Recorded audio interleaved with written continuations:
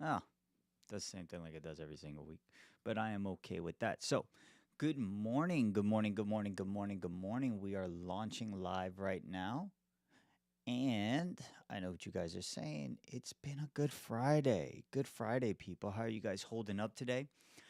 First and foremost, I want to thank everybody who's been joining my live. I know that the goal has always been for 10 o'clock, but sometimes life happens and I have to do it a little bit later. So, with that being said, I kind of back up, regress, and just say yes. So we're gonna go ahead and make some new moves. Um, as the weather got warm and then lied to us over here in New Jersey, it was what's it called? It was a lie. We got sold spring early, and then it did not happen. So what do? You kind of move on. You don't stop. You just move on. And that's what today is really kind of what I want to gear toward and focus on is a little bit more toward you, the creator. So, oftentimes, even as myself as a creator, we end up getting stuck with some of the stuff that we want to do. We have these big visions, these plans of all this stuff that could come into play. And in many ways, we kind of get in our own way. So, what I wanted to do is maybe give a little tip, some advice. People that want to jump in on the chat, by all means, jump in on the chat. Feel free to share. I'm right here. If you ever see me turn my head toward the monitor, it's because over here I'm looking at some of the other stuff that we're doing, some of the comments and stuff going on. So, but first and foremost, like I said, good morning. So, being a creator, sometimes we have the tendency to get into our own way. We have our way to just kind of being like, if I could do it like this, if I could do it like that. And, it's the consistent push for perfection. That's really what we keep on aiming for. We want it to be perfect. We want it to be perfect. We want it to be excellent. We have this vision in the mind. And if it comes out this way, then the world will love it. Sounds like a cool story, but it sounds like everything that you probably were working on in the past. The truth of the matter is that if people are going to like it, they're going to like it anyway. The reality of it is art is perspective. So no matter what you see and what I see or hear are going to be two different things. So yeah, you're not going to please the whole world. You're not. You're not going to please the whole world. It's a little tough to hear, I know. Accept it. Move on. The truth of the matter is, one of the best things that we could really do as a creative, right, is actually just to do. And I know that might be a little bit like shocking or simple news or whatever for some of the people watching right now, but it is simply just to do. So, for example, if you have like a writer's block, you're making something happen, you're writing, let's say, your novel, you're writing a book, you're writing your story, your memoirs, whatever it may be. And then all of a sudden, you hit a certain page or a certain chapter, and you're just kind of like, what do I do now? Well, from there, you take a step back, right? There's a couple of techniques and books and stuff like that that I've read throughout the years. One of them, which I found really, really interesting, was to turn around and write the complete opposite of what you're doing down. And I know that's like, what? But try it. Write something down that's in the complete opposite direction of what you are writing. All it really does is break you out of that little mindset, break you out of that. It has to be like this, has to be like this, has to be like this, has to be like this. And then you turn around and you just let it write. So if you ever see me lean toward this side, is because I'm left-handed. So people with people who write with their left hand are in their right mind. Just it's just the truth. But oftentimes, while we're in the middle of creating, we actually start critiquing. Left side of the mind, right side of the mind. Do your best to save the critiquing aspect toward the end. You know what I'm saying? Draw outside the lines, make what you need to do, and then toward the end, clean it up. At the end, let your right side really come in and just start fixing, designing, and doing. Details, leave the details toward that side. And I know that's not easy for a lot of us to do because we want it perfect as we're going along the journey, but you're stuck. Remember? You hit like that little speed bump, you hit that little wall, and you need to get past it. So these are some things that you could do.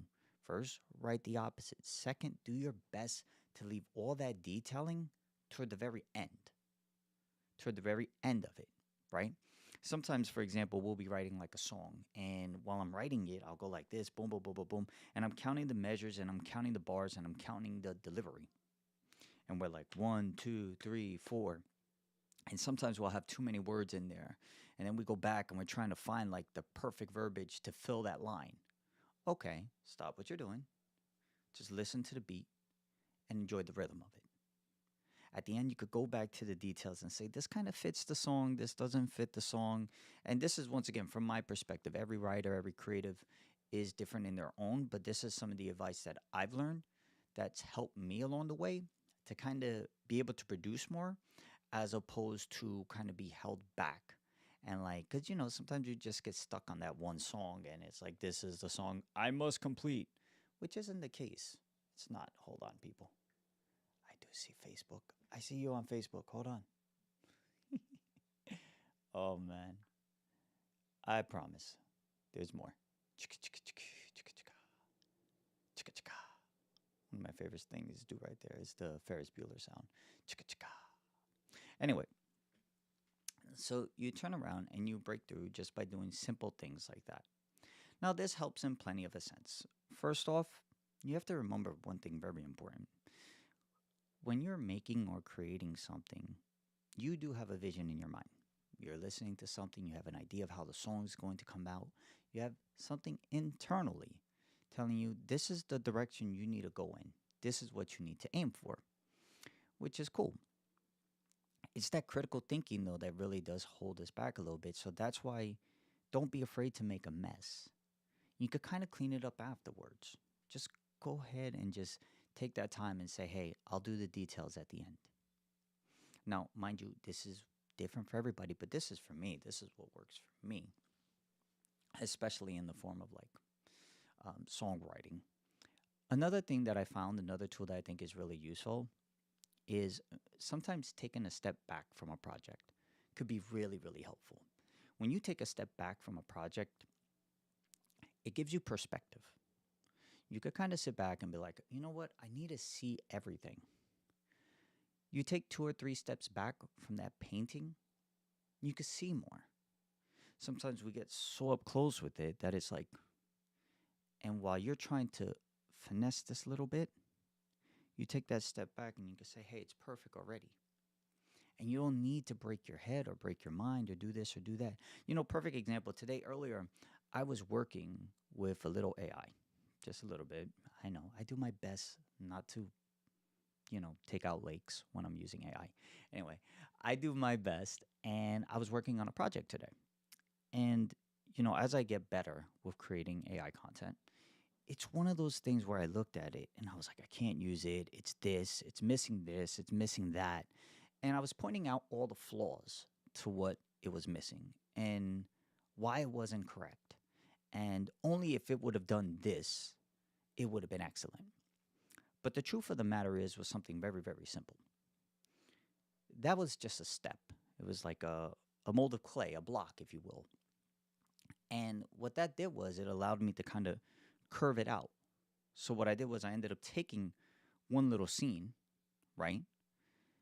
And with the right transitions and the right cuts, I was able to trim down and make a short clip that came out hot. Then you added a little music in the background.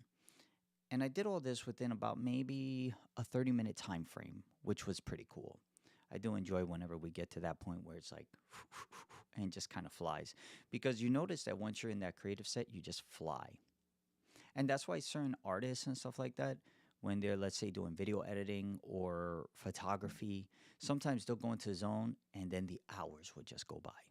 And you're just like, wow, this is beautiful, boom, boom, boom. Then you take a step back, you take a breather, and you're like, look at what I did. Also, appreciate those moments. Remember to be grateful for those moments because you made something. So taking that step back to look at what you built, what you made, what you wrote, what you painted, whatever it may be, take a second to appreciate that. Don't just rush off to the next. Oftentimes, I see a lot of people do that. Like they'll create something, they'll drop something, they'll do something, and then they'll quick to run. And I learned this from my years working in retail prior, that just because something is released or out, that doesn't mean that it's done. It means that the creative process to bring it together is complete. Yes. But your motivation and push behind it to make sure that the world gets a peek, well, that just got started. That's why there's different departments, there are marketing departments, and all these things come into play because all those things hold value to what we do. Each and every one of them holds a value. Now, as creatives, the other thing that I would really like to touch base on is something that we always gets wrapped in a little bit, which is new toys, new things to play with, right? And no matter what, and this is the truth, and I'm talking to you guys out there who are setting up your own blockades, your own walls. You don't need absolutely every single plugin. You don't need the latest and greatest microphones or the latest and greatest cameras. Don't set up that peak to block you from doing something creatively. Learn to use the tools that you have. Each and every one. There are plenty of people who I know that have amazing cameras, great lenses, and we always have conversations. We're always talking about different things, and they're like, "Hey, did you see this camera come out? Hey, did you see that new mic that came out? Did you see those new wireless lapels that came out?" And we're always talking about all these ideas, and then sometimes we forget about the toys that are in our closet, the ones that we use all the time, the ones that are cool, that have gotten us to where we needed to be. Sometimes that tool, which you may look at, for example, and I talked to my friend Angel about this, um, and sometimes what we look at is something simple. We look at, like our cell phones. With the advancement of technology, we've been able to create more with our phones. When back in the day, we would have needed a computer, a class. We would have had to gone to some place or paid someone to put it together. But now the technology that our phones have allow us to at least try and do.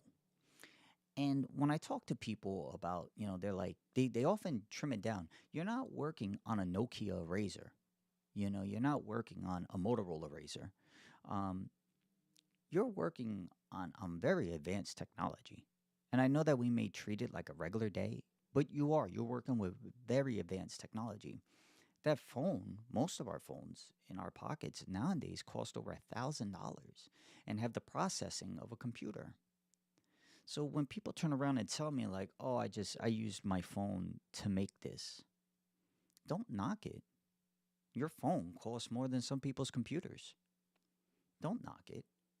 Let the art speak for itself. You'll be surprised what you can make off of a laptop, off of a tablet or a phone. So, yeah, we advanced in technology. I have no problem saying that. Most people think that, oh, well, you need to have a $5,000 camera. And yeah, those shots are great. And if you're making a movie, it's going to come out pretty good. I'll go back in time a little bit. There was a movie called The Blair Witch Project. It was supposed to be this really big uh, horror movie back in the early 2000s. I know I'm dating myself. But The Blair Witch Project. And if you saw the way that it was shot, it was kind of like shaky cam footage, running around, black and white kind of thing, meant to be scary. And you watch it, and in many ways nowadays, I feel like if you watch it, most people will view it as almost amateurish. But it built up the hype. It built up the hype like crazy. So make sure you're utilizing the tools that you have as well. Don't just keep flipping on online or scrolling online to all the new stuff that's coming out.